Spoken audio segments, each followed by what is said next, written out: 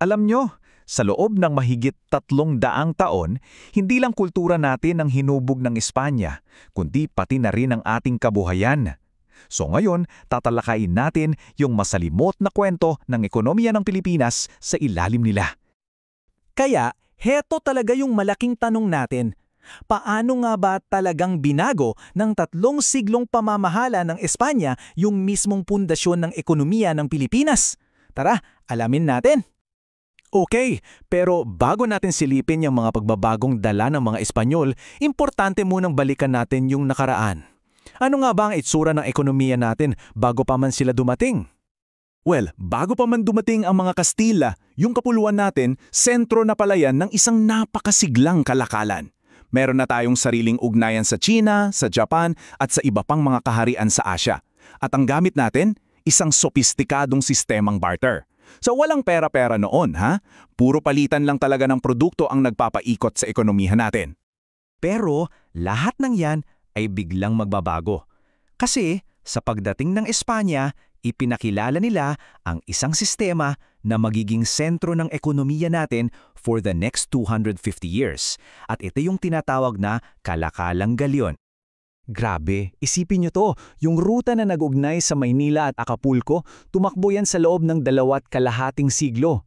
That's roughly 250 years. Halos 10 henerasyon yon. Ganyan katagal ang kalakalang galyon. So paano ba to gumagana? Simple lang ang daloy ng yaman, kumbaga.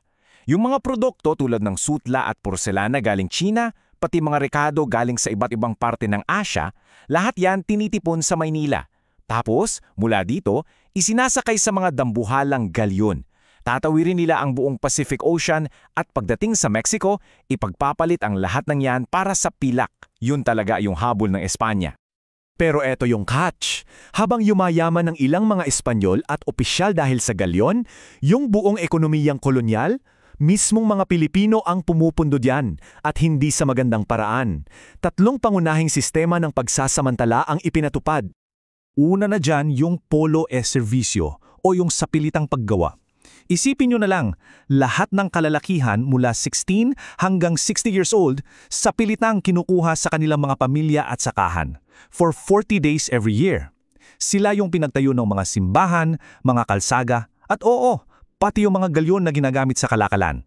Ang masakit, habang ginagawa nila yon, napapabayaan ang sarili nilang mga bukirin. Pangalawa, yung tributo o buwis. Pero hindi ito yung buwis na alam natin ngayon, ha. Ito talagang mabigat na pasanin para sa bawat pamilya. At pwede mo tong bayaran gamit ang salapi, ginto, o yung mismong pinaghirapan mong ani. At pangatlo, andito yung bandala. Ito pa yung isang matindi. Dito, sa pilitang binibili ng gobyerno yung ani ng mga magsasaka. Sa anong presyo? Sa presyong sila ang nagdidikta. At syempre, napakababa. Pero alam nyo kung anong pinakamasaklap? Madalas, hindi sila binabayaran ng totoong pera. Ang binibigay, mga promissory notes lang. Mga pangakong babayaran sila na sa totoo lang, madalas napapako. At eto, tingnan nyo kung gaano katuso yung sistema ng tributo. Para siyang isang patibong. Kasi kung sagana ng ani mo, anong hihingin sa'yo? Salapi. So mapipilitan kang ibenta yung ani mo kahit palugi. Ngayon, kung may pera ka naman, anong hihingin? Yung ani mo. So mapipilitan ka naman bumili ng ani sa mas mataas na halaga. Kumbaga, it's a no-win situation. Dinisenyo talaga para laging talo ang mga Pilipino. So anong naging resulta ng lahat ng pang-aabusong to? Nakakalungkot. Nagkaroon ng malawakang pagkakagutom kasi napabayaan na yung mga sakahan. Nagkawatak-watak ang mga pamilya. At syempre, humantong ito sa maraming pag-aalsa.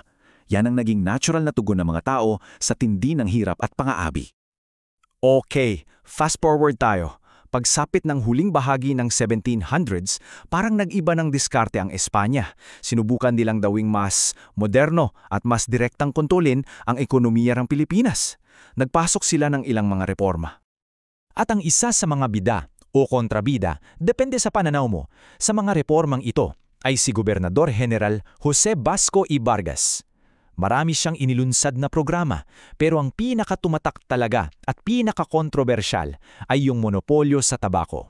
Ang goal, palakihin ang kita ng gobyerno direkta mula sa Pilipinas. So ano ba ang bottom line ng monopolyo sa tabako? Oo, totoo, tumaas ang kita ng gobyerno. Nakapagpondo pa nga ito ng mga kalsada at tulay. Pero may kapalit ang lahat ng yan.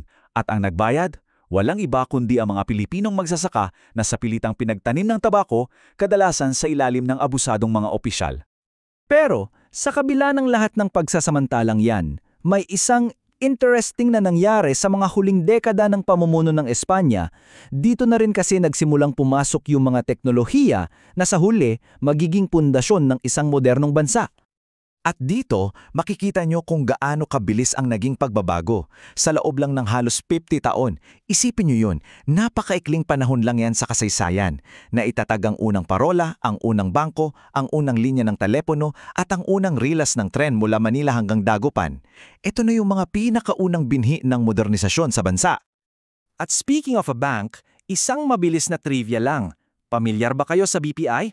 Well, yan pala ang pinakamatandang bangko sa buong bansa at sa buong Southeast Asia. Nagsimula pa yan noong 1851 at ang pangalan niya noon, El Banco Espanyol Filipino de Isabel II. Ang haba, no? Kaya yung taong 1781, napakahalaga niyan. Dahil sa pagkakatatag ng unang bangko, dito na talaga nagsimula yung paglipat natin mula sa sistemang barter at tributo papunta sa isang modernong sistema ng pananalapi. Isang sistema na, in many ways, ginagamit pa rin natin hanggang ngayon. Kaya sa huli, makikita natin na naging napakakomplikado ng pamana ng Espanya sa ating ekonomiya. Sa isang banda, iniwan nila ang isang sistema ng pagkuha at pagsasamantala. Pero sa kabilang banda, sila rin ang nagtanim ng mga pinakaunang binhi ng modernisasyon. Kaya iiwan namin sa inyo ang tanong na to para pag-isipan. Sa ating ekonomiya ngayon, sa mga sistema na nakapaligid sa atin, ano-ano pa kayang bakas o anino ng mga patakarang kolonyal na to ang nararamdaman pa rin natin? Marahil nang hindi man lang natin namamalay.